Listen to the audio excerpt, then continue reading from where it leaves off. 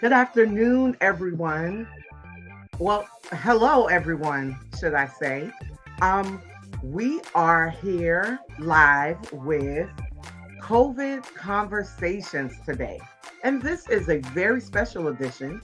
This is actually the community impact edition. Now, we all know that COVID is here to stay, and we must adjust to ensure that we remain healthy and safe with family and friends. We do know, however, that the fight against COVID is not a singular fight. It takes a community working together to ensure that lives are saved from this very dangerous virus. There are religious organizations across the country doing all that they can to ensure that they're building a community defense against COVID. Today, we'll be hearing about the magnificent work that's happening in Memphis, Tennessee, here on COVID Conversations, the Community Impact Edition. This is brought to you by the Women's Missionary Society of the African Methodist Episcopal Church and its partnership with the Department of Health and Human Services and the We Can Do This Public Education campaign. So, again, greetings, everyone. I have two wonderful individuals here with me today, and I am going to ask both of you if you would just introduce yourselves and maybe give us two or three lines about who you are and what it is you do. Hi, thank you so much for having me here today. I'm Reverend Cetrea Jimerson. I have the blessed pleasure of serving on staff at St. Andrew AME Church as the social action minister there. I also have the blessed opportunity to be a pediatric nurse.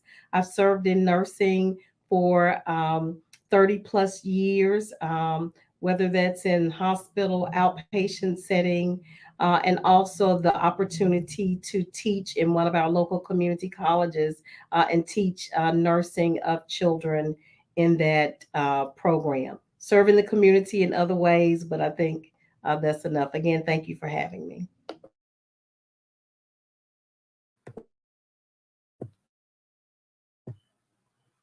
My name is Walter Henry. I pastor St. James African Methodist Episcopal Church of North Memphis.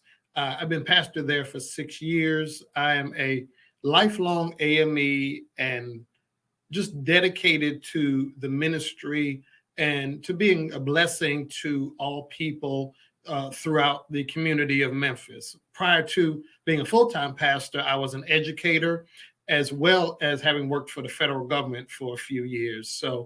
But my passion is indeed ministry to youth and young adults and the seniors. So the COVID conversation is vital to all of those communities. So I really thank you for allowing me to participate.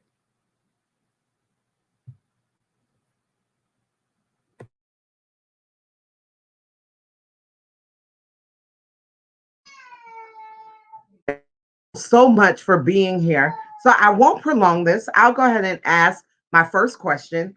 And I would like to know from both of you, how would you say that COVID has impacted individuals in your communities?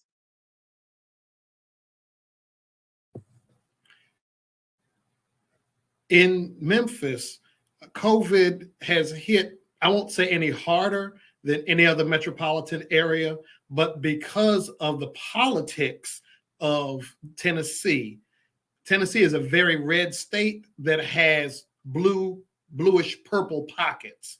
So there are a lot of people who still think that the mandates for masking and vaccination is a violation of their civil rights, their constitutional rights. So it's been a bit of an uphill journey in the state of Tennessee to get people to understand how important it is to be masked, to be vaccinated. So we in Memphis have found that COVID is just as much a medical health issue as it is a social justice issue and a political issue. So we've had to fight on several fronts to help people understand the importance of dealing with COVID in a realistic way. Don't let your politics stand in the way.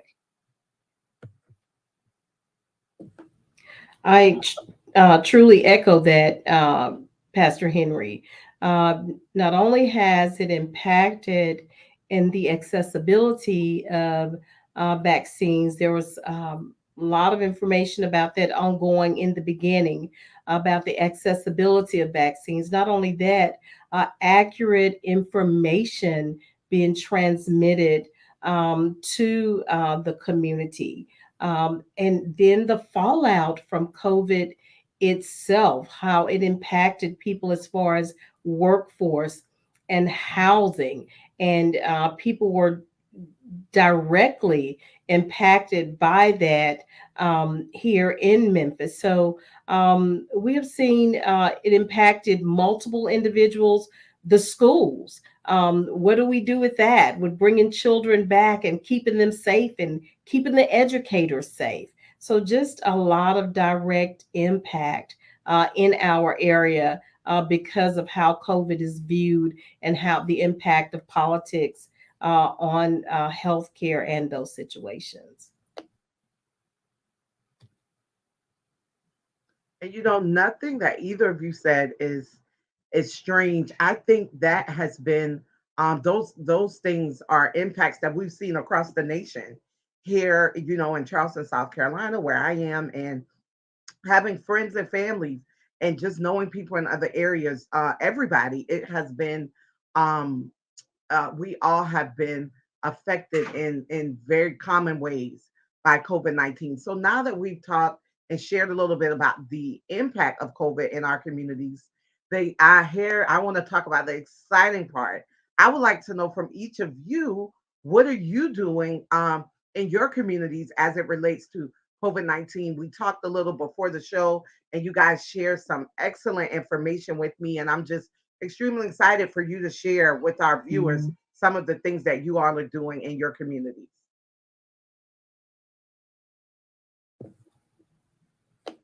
Go ahead, Reverend Henry. Thank you. Our church, St. James, has been much more of an information clearinghouse. We have several ministers as well as lay people that are well attached to the community. One of my members, my COVID liaison, is a member of the National Black Nurses Association. She provides monthly reports to us as a church, and we are able to take what she's given us and spread it throughout the community. She's also coordinated several COVID testing times and sites over the last 2 years. We have really had an invaluable source, and her name is Sister Betty Miller. I want to give her a shout out because she's done remarkable work. So we have gathered information, and we make sure that our seniors and our children know exactly what's happening in the community. The Bible does remind us that we perish for a lack of knowledge, and people have perished from COVID literally because they don't know. They don't know where they can go to be vaccinated. They don't know where they can go for testing. They just don't know. There was so much misinformation at the beginning of COVID until we found ourselves as a church putting out fires, trying to let people know, no, this is how you catch it. No, this is what you can do to stop it. So this past year, we had a Juneteenth celebration where we did COVID testing as well as providing information about where people could be vaccinated. We've hosted several events where people were taught about how to set up a COVID liaison team, because our team, I'm bragging a little bit, our team is one of the best as far as AME churches in the city of Memphis. You cannot get in the doors of St. James without having your temperature checked, without signing in, without making sure that you are safely masked. So those are a few of the things that we have done at St. James. And I also want to thank Reverend Cetrea and St. Andrew, because they have helped us fill in so many gaps. When we couldn't find information, we could go to our friends at St. Andrew, and they were able to share with us. So we appreciate the true brotherhood, sisterhood that our AME Connection provides. And with that, amen, Pastor Henry. We truly do, in the AME connection, we have that true sister and brotherhood. And so I'm very thankful for that. And with that, amen, and ditto to all those things that Pastor Henry has shared. And also, as I lift up some of the things we've done at St. Andrew AME Church, I also want to give a recognition to our pastors, Pastor Byron and Reverend Sharon Moore. They, along with our medical advisory board, have truly been an informational hub, especially in the beginning, as Pastor Henry talked about. There was a lot of misunderstanding and misinformation about what was true and what was not true. So just staying abreast of those things. We also had the blessed opportunity to host a COVID screening event. And then later, our community liaison minister. She connected with us, Reverend Regina Jones, to host a COVID vaccine event. And also, you had the opportunity, if you needed internet services in your home, to take advantage and to sign up through a program Xfinity was having to get internet services in your home, because we know that COVID also impacted children as they were going to school. Um, Not only those services were provided, but one of the other things going on in Memphis that I participated in, I had the opportunity as a nurse to teach at a local community college. I had the opportunity to take students, nursing students, and as I was teaching and helping them to understand about COVID, we also participated in vaccine and immunization fairs that were going on in effort to get the vaccine to the community, to a lot of people that did not have access, but it put the opportunities where it was needed.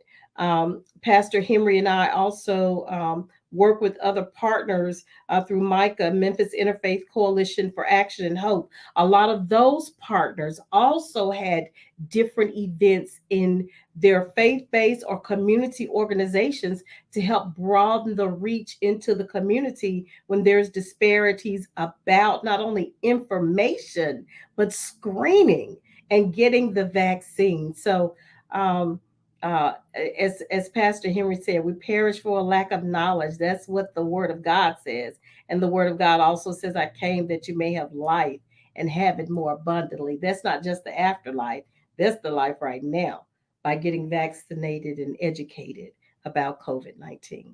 Thank you.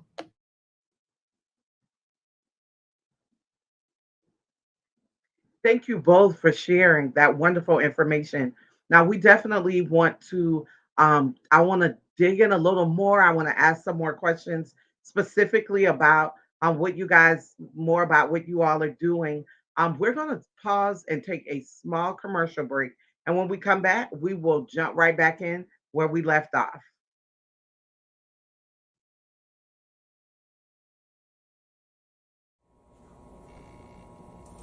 Hello, young people. I need to speak with you about something serious. No, it is not what you are thinking. Seriously, we need your help in stopping the spread of COVID-19, also known as coronavirus. You may have heard it called Rona, the virus, the germ that is making everyone sick. But because I love you and because I want you to live, I need you to first wash your hands often for 20 seconds or more with soap and water. When soap and water are not available, use a hand sanitizer with 60% alcohol or more. Your numbers for today, 20 seconds, 60%. Your word, alcohol, ALCOHOL. Second, I need you to cover up. That's right, show me those elbows. Cover your sneeze or cough with your elbow.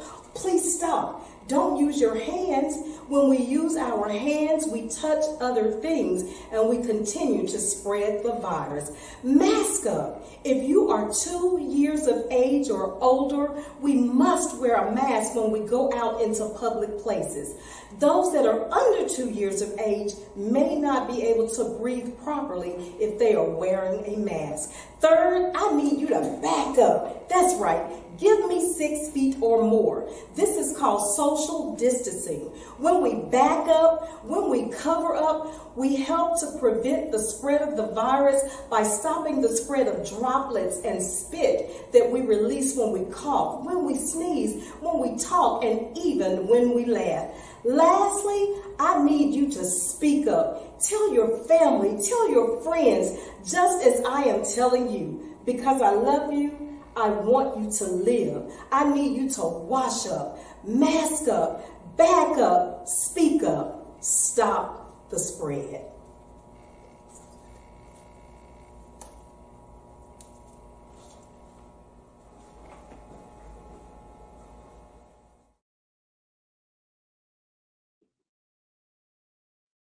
Hello, everyone. Thank you so much. If you're just joining us, I am here with two amazing individuals, Reverend Jimerson, and Reverend Walter Henry, both from Memphis, Tennessee. And we are just having conversation about some of the great things they're doing in the community as it relates to COVID-19.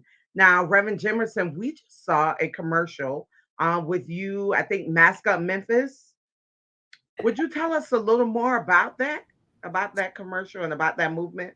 Sure. And actually, that was done within the 13th Episcopal District. At that time, our bishop, Bishop Leaf, gave us directives. Hey, I need education to go out as it relates to COVID-19. And there were other PSAs where there was how to use a mask, correct hand washing, the mental impact of COVID-19. There was an entire series. And so, again, there was an opportunity where healthcare individuals, community individuals came together to do PSAs to help to educate the community about COVID. And again, I had the blessed opportunity of trying to speak to our youth and provide education, but it was a joint effort within our 13th Episcopal District of the AME Church, that great sisterhood of churches working just to make sure that people are more informed. Amazing. Thank you so much. Thank you so much for sharing that. Now, I want to specifically talk about teens and children. And I would like for both of you, if you don't mind, just to share a little bit on what you're doing as it relates to COVID-19 and the children and teenagers in your communities.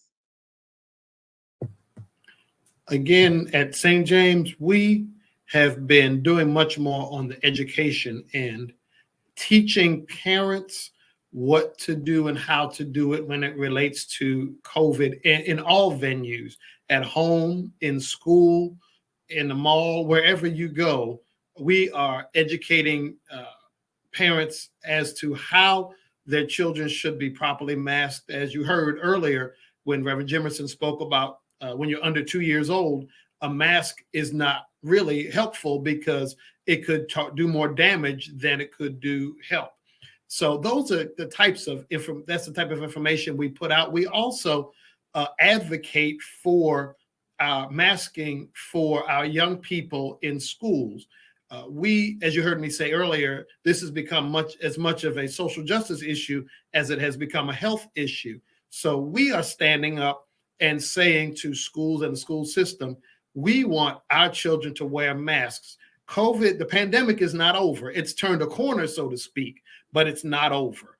And we also have several educators in our church, as well as across the West Tennessee Conference. And we want them to be safe as well. Our educators are a valuable resource. Our children are valuable to us. So again, we want education. We're pushing to keep masking in schools.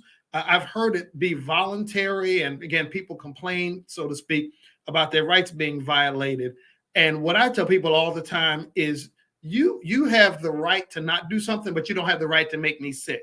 You don't have the right to kill me. You don't have the right to put me in a place where I could be incapacitated indefinitely. It's a health crisis, and that is what we are educating. That's what our COVID team at St. James has been pushing. We've been disseminating information to all of our brothers and sisters about how we can best help our teenagers, getting them vaccinated, where there are places in the city that specialize in vaccinating children and our teenagers. So that's where we are, and that is our goal, is to see information, proper, correct information gets out there. Don't just look on Facebook.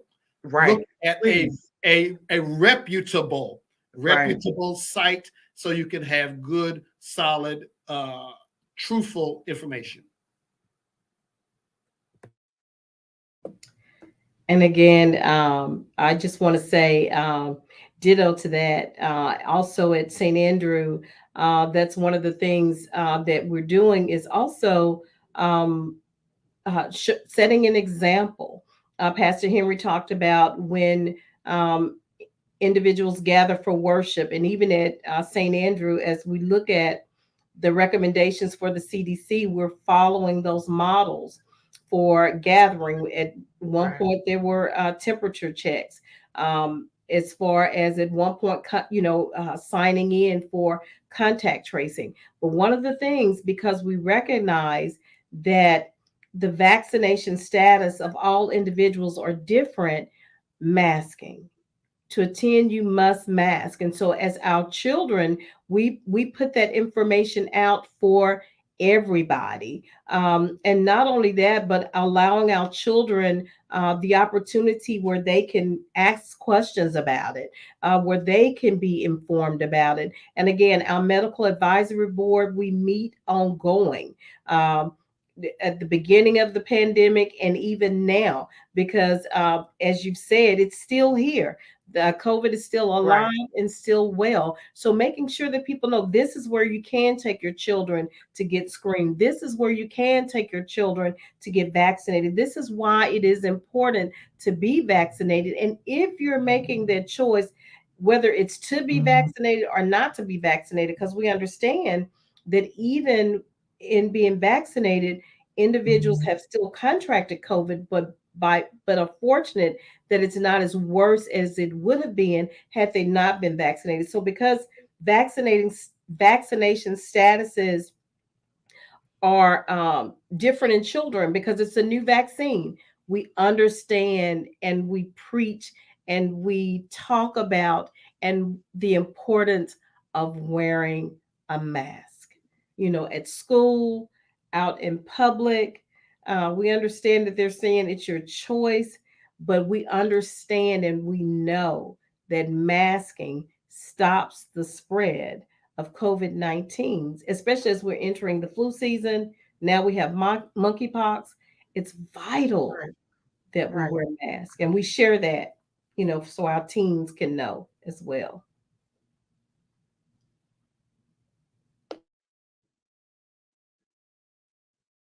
Awesome. Awesome. Thank you both for answering that question. We're going to take one more commercial break and we will be right back.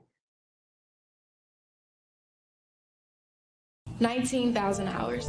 That's how long it's taken for COVID-19 to take 5.5 million lives worldwide.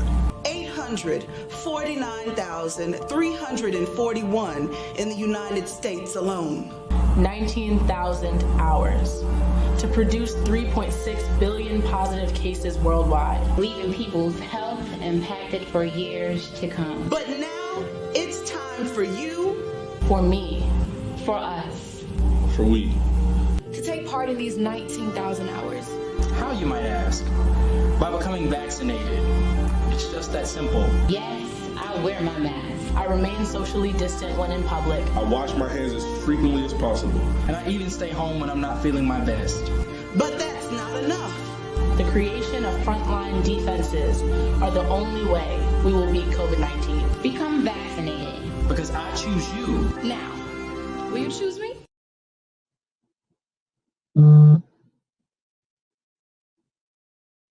Thank you so much. So, right before we went to commercial break, we kind of talked about the things that each of you were doing in your communities as it related to children and teens. One of the things I heard both of you talk about was immunizations and wearing masks.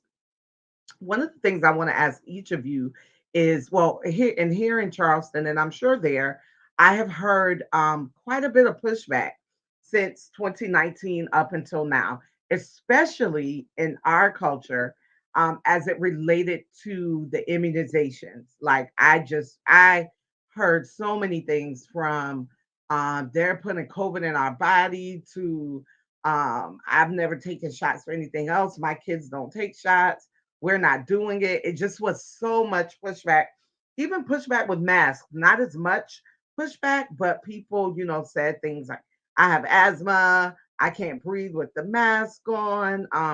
Masks are ineffective. You can catch COVID through the mask. I want both of you, if you don't mind, to talk to me about maybe some of the challenges that you all experienced while being effective in the community and trying to make sure that people had as much knowledge and were doing all that they could to prevent this virus from contracting. And while you all were doing the same thing and making sure, pushing the agenda and making sure you were doing all that you could do, talk to me about some of the pushback, how you handled that, and maybe share some of the successes as far as it, relates to maybe going from getting people who said, I would never get the shot to end up getting, going ahead and getting it. So if you could talk about that a little bit, just enlighten us.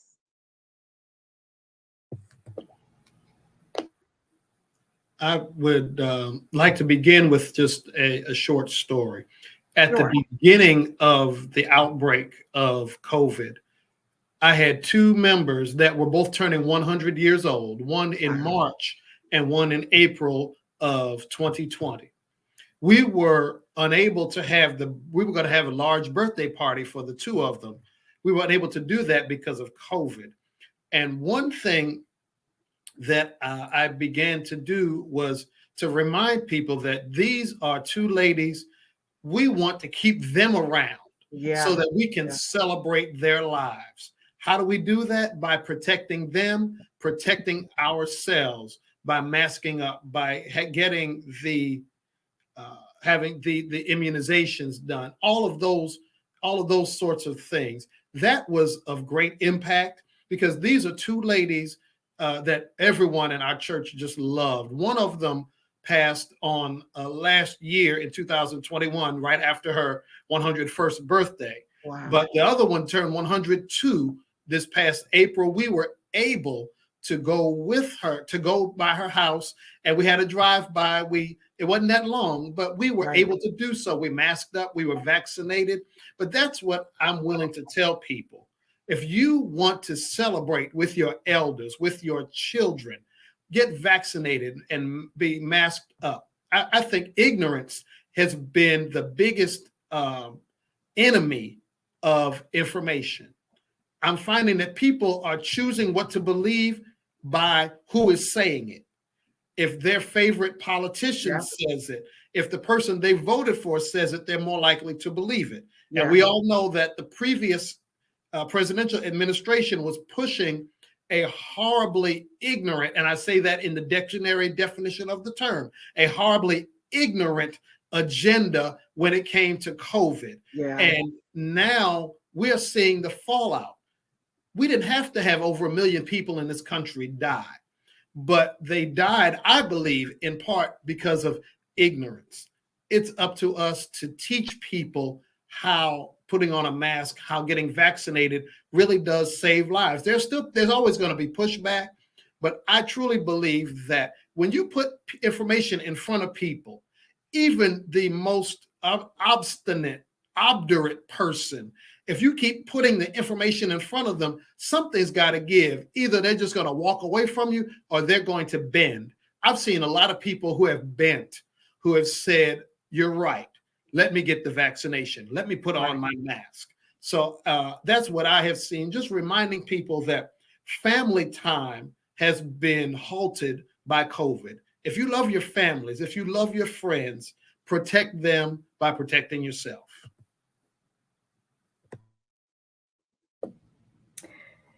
As we talk about successes, I believe in, I've seen that even again, when we open the doors to our churches, and St. Andrew being one, to do those COVID screenings and those vaccinations, to see not only people from the congregation come, but people from the community to come.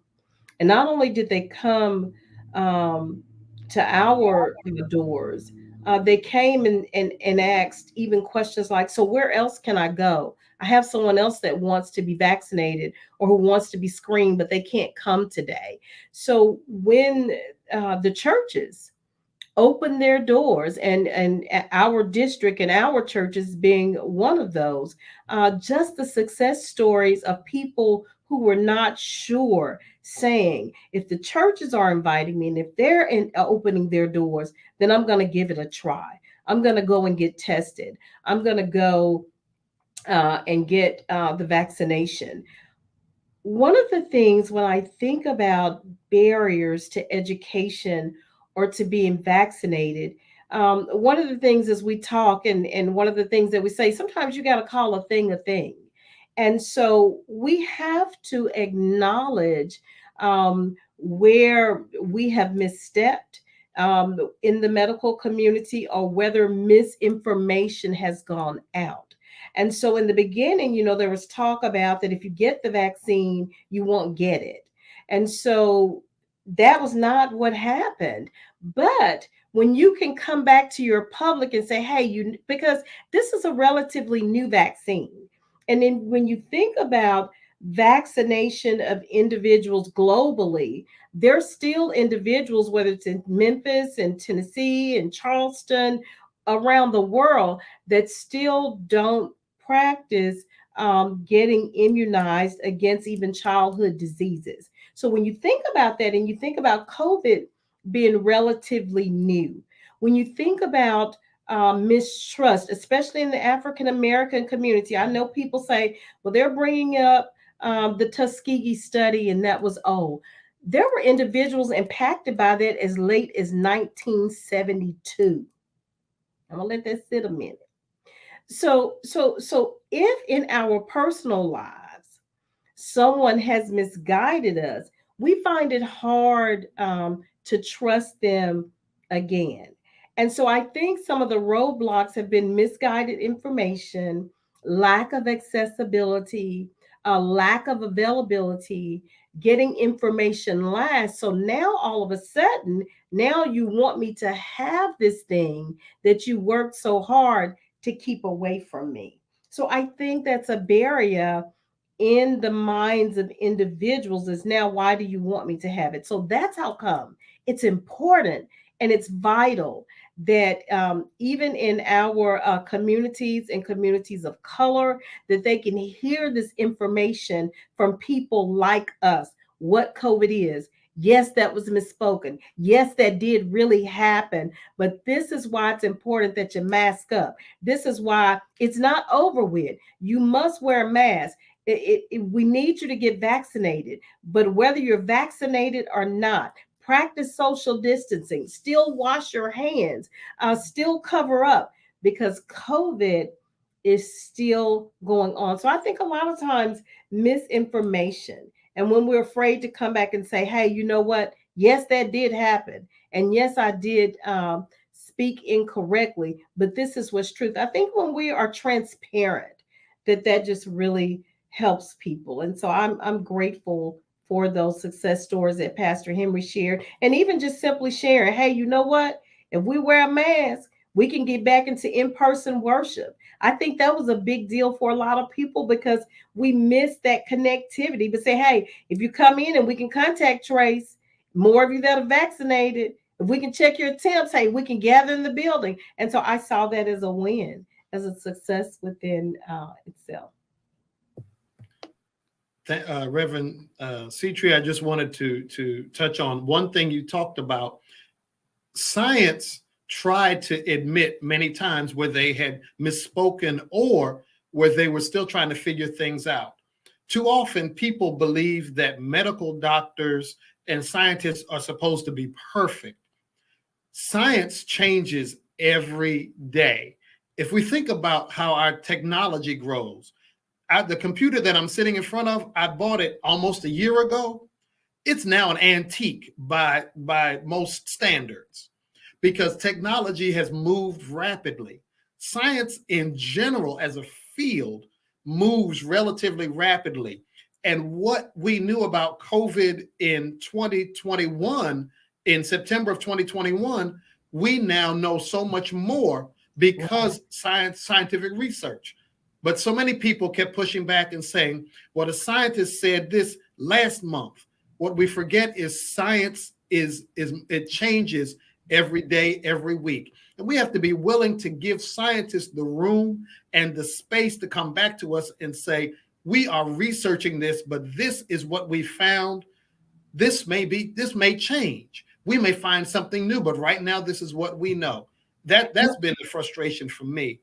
And it's always been my prayer that people will just listen and realize that science is not 100% all the time, and it changes on a rapid basis. It does change. And I think as it changes, as you said, that's the frustration. It changes. We learn new things. But as it changes, I think for those of us who are aware of those changes first, where there have been those that have said, this is what's going on now. Sometimes there's some reservation about saying it because we think people will think that we don't know what we're saying. But I agree with you because it does change. The experts, I give them credit for those that have spoken out about those changes. And I think we need to continue to be those first that say, hey, this is what's going on now, so that people will have their buy-in as you're talking about.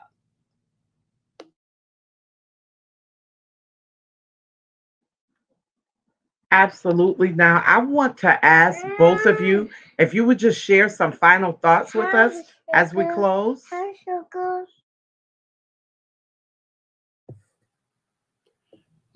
My one final thought is information is indeed power.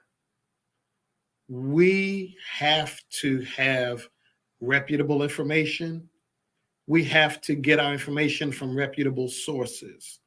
Social media is wonderful, but don't rely on social media for anything except casual conversation. If you want true information, go to the places that have been identified by the medical field, by science.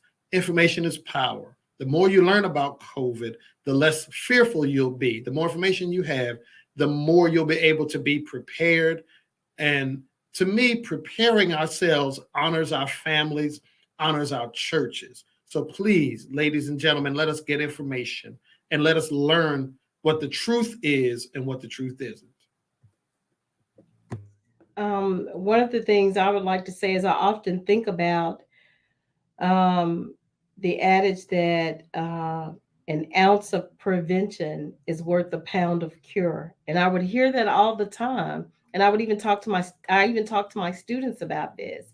And I'm like, it clicked that it is more costly in any community to care for or to cure a disease than it is to prevent it. So it's so important, I say to you, that we do everything that we can to prevent the spread or ongoing spread of COVID-19. We know that individuals have lost lives. We know that individuals' health have been impacted by it. Some of those individuals' health is still impacted today. And yes, there are those that got over it, and they were not impacted as long by it. But because COVID-19 is still alive and well, it's important that we continue to practice those things that help us to stop the spread of it. Those things are being vaccinated, wearing our mask, still practicing social distancing. And if you are sick, by all means, remember COVID 19, you can have it and not have symptoms. You can have it and have very mild symptoms, or you can have it and have more intense symptoms. So if you don't feel well, stay at home. And I just want to thank all of our community partners, our faith-based organizations, or organizations, however you practice, who have worked with us in this fight to help stop the spread of COVID-19. And remember, as my friend Pastor Henry said, we perish for a lack of knowledge. Let us seek knowledge. Let us be well informed. You can go to the CDC's website, the World Health Organization website, just a few to name some free public sites where you can get information from. But above all, we love you, and because we care, we want you to be well. Thank you.